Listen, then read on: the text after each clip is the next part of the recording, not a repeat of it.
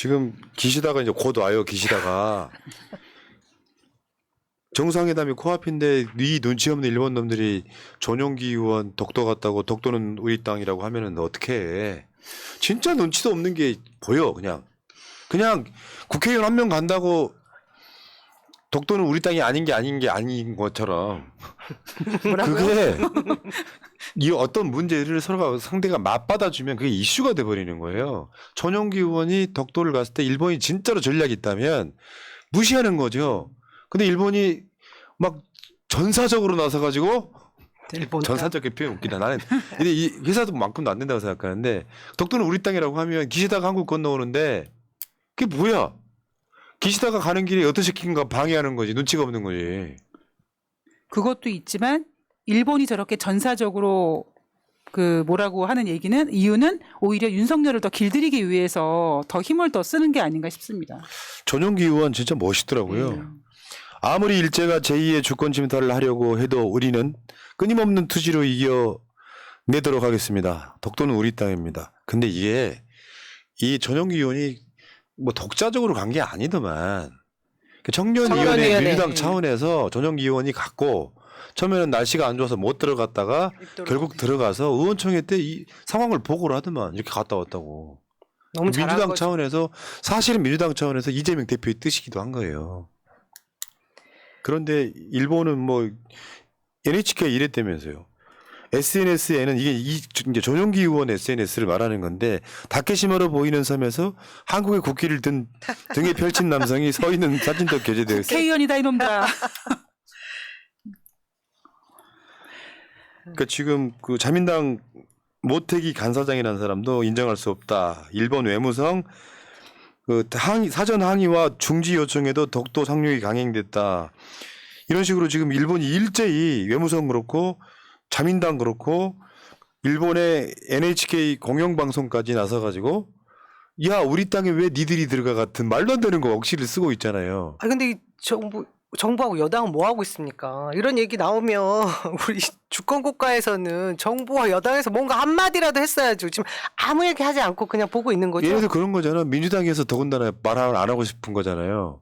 근데 그 말을 하는 그 정부의 최고위 담당자 기시다가 한국에 온단 말이에요. 그러니까 저번에도 그러잖아. 미국의 도청 사건 났을 때 국빈 초청 예정이 돼 있었지만 워딩으로라도 친구를 염탐하는 게 동맹이냐라고 하면서 국빈 초청을 취소할 수도 있다라고 해야 다른 식의 뭔가 딜이 되고 133조 퍼주는 대신에 뭔가 가져올 수 있었거든요. 그러니까 일본에서 지금 우리나라 땅인 땅을 얘네들이 자기네 땅이라고 우기면 여기에 대한 항의를 세게 해줘야 기시다가 뭔가를 들고 올 거 아니에요. 근데 입 닥치고 있으면 어쩌자는 거야 이게. 입은 닥치지 않았고요. 그러니까 외교부에서 뭐 외교 채널을 통해서 일축했다, 뭐 받아들일 수 없다라고 얘기는 했는데 어떤 식으로 강경하게 그 얘기했는지에 대해서는 밝히지 않고 있습니다. 말 안 했을 거예요. 얘기 안 했을 거라고 생각합니다. 제가 화를 안 내놓고 화냈다라고 얘기하는 케이스고 저번에 말씀드렸죠. 논평과 성명을 구분하시라고. 문재인 정부 때 일본이 도발하면 대부분 다 성명을 냈거든요. 근데 지금 윤석열 정권은 일본이 뭐 독도는 자기네 땅이라고 시작했고 다 얘기하면 무조건 논평으로 끝내면서 하는 신용만 합니다. 어쨌건 어떤 배려도 찾아볼 수 없는 윤석열. 최소한 자기 나라 총리가 대한민국에 지금 정상회담 하겠다고 오는 거면 이런 배려는 해줘야 되잖아요. 얘네들이 지금 전용기 의원 독도 들어갔는데 아무 말도 하지 않는다 그래서 뭔가 어마어마한 데미지가 있는 게 아니잖아요. 근데 지 총리가 어떻게 음모론을 제기하자면은 실제로 기시다는 그쪽에서 인정 못 받고 있는 거 아니야? 기본도 안 돼 있는 거잖아 지금. 그럼요. 윤석열이 지지율 올려준 거지. 자, 근데 윤석열이 지금 기시다가 오니까 일본에도 우리나라의 안보실처럼 안보실이 있고 안보실장이 먼저 와서 이제 선발대로 와서 윤석열을 만납니다. 그러니까 글로벌 복합위기 앞에서 서로 연대해야 된다면서 나 참 뭘 알지도 모르는 게 글로벌 복합위기 앞에서 연대해야 된다면서 일본한테 납작 엎드리고 친일행위를 한 게 저런 명분이잖아요.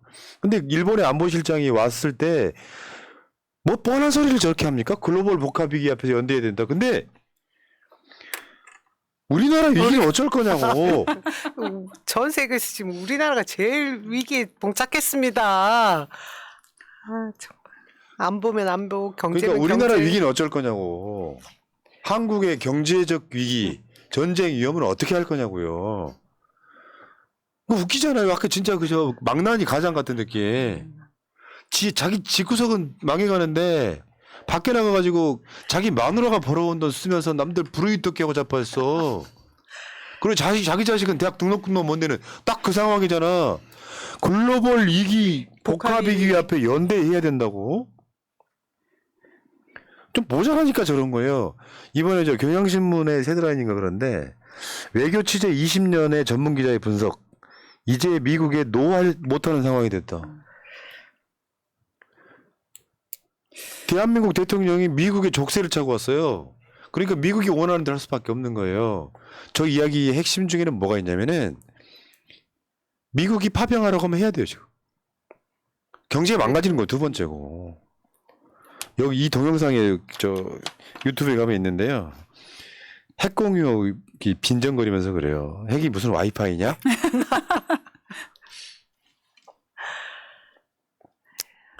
우크라이나 문제에 있어서 정치 안보 분야까지를 적시해놨기 때문에 말씀하신 대로 저희가 족쇄를 찼죠. 그것뿐입니까? 핵 우리 공유할 거나 뭐 전술핵 배치, 재배치나 핵 자체 개발이나 그거 하지 않는 포기각서를 쓴 거나 다름없는 것. 또 하나 있죠. 원전 수출도 막아놨죠. 거기 그렇죠. 사인했습니다. 네. 뭐 반도체, IRA 뭐 다 그 분야는 아예 뭐 말할 것도 없고 모든 족쇄를 차고 와가지고 지금 글로벌 위기를 맞고 있는 한국에서 무슨 연대? 지금 일본에서 와가지고 지난번에 반잔 못 채웠던 물 뭐 줄 것 같습니까? 오히려 더 잔에다가 뭔가 더 뺏어갈 것 같은 그 생각밖에 들지 않는데. 그러니까요. 대통령의 캐릭터가 모자라니까 일본도 바이든처럼 윤석열 다루는 그런 식으로 할 거예요. 엉야 그래. 니들이 전쟁 나면 우리가 핵 쏴줄게. 진짜요? 그러면 그 말을 저 아까 지금 노인정에 계신 어르신들이 믿는단 말이야. 어르신 다시 한 번 말씀드려요. 오늘 어르신 혹시 핸드폰 갖고 계시면 채널 구독이나 좀 하시고요. 그러니까 뭐냐면 새로운 이야기가 아니잖아요.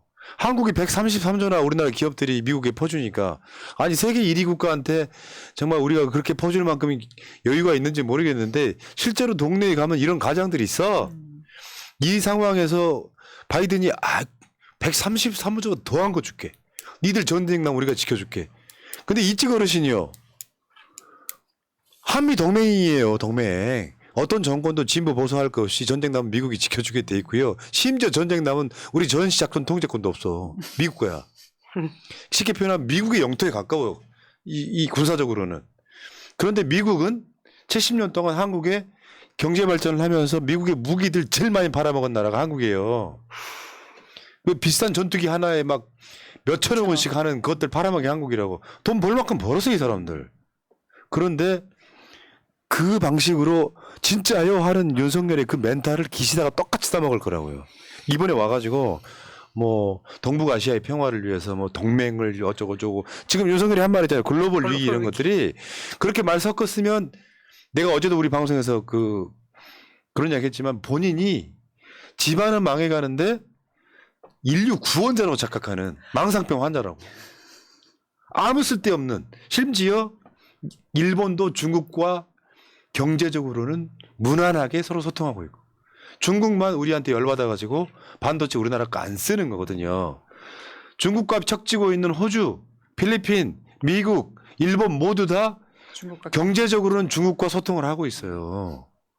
대한민국뿐만 아니라 세상에 어느 나라 대통령이 자기 나라 먹여 살리는 나라를 특정 찍어가지고 대만과 한국이 예민하게 부딪혀 있는 대만의 해협 문제를 건드립니까? 그러면 그런 것들을 이용해갖고 아까 그 망상병 환자라 그랬잖아요. 기시다가 와가지고 잘하시는 거예요. 뭐 우리가 친하게 지내야 미국 형님도 좋아지는 거고 중국과 러시아 같은 나쁜 놈들이랑 싸워 이기는데 한국의 결단이 끝내주는 거라고 하면 그래요? 그런 놈이라고. 그러니까 언론에서 그런 얘기를 하더라고요. 일본 언론에서 기시다에게 한국에 가서 한국 윤석열 대통령을 위해서 무언가를 해줘야 되지 않느냐. 그래서 그 뉴스를 듣고 이게 지금 무슨 소리지? 이게 너무 전 이해가 이게 와닿지가 않더라고요. 도대체 왜 일본 언론이 윤석열을 걱정해서 기시다한테 도와줘야 된다고 얘기하고 왜 이런 상황이 왔는지 도대체 윤석열은 어느 나라 사람인지 이해가 안 갑니다. 일본에서도 이제 불안한 거죠. 윤석열 다 퍼준다고 했는데 윤석열 지지율이 그 담보가 되지 않으면 예. 이거 이행 못할 텐데 하는 불안감 때문이겠죠. 그러니까요. 알겠습니다. 자, 진짜 윤석열 무시하는 것 같다. 무시를 당한다는 건 제가 연예학 박사예요. 실제로 학위는 없지만 그러니까 연애에 관련된 심리적 분석에 대해서는 우리나라 1인자라고 생각해요. TV에 그런 프로그램을 보면 막 기함할 때도 있는데 외교와 연애는 같다는 얘기 제가 수도 없이 했잖아요. 상대방이 다 먹고 덤비면 있잖아요. 매력 없고요. 에이 밀어내기는 게 본능 같은 거예요. 그래서 좀 아주 속된 표현이긴 합니다만 여자건 남자건 내 마음 다 안 줬어라고 밀당할 때가 밀당. 가장 내 가치를 높일 때인데 밀당이 없는 자 있잖아요. 그냥 홀라당 벗고 덤벼드는 거야. 다 가져가세요. 도청도 하시고요. 뭐 강제동원 문제는 일본한테 우리가 사과할게요 같은 이런 개소리를 하고 있는 대통령이 대한민국의 가장이라는 거죠. 우리 이 가장을 국장으로 보내버립시다. 이제. 여기까지 하겠습니다.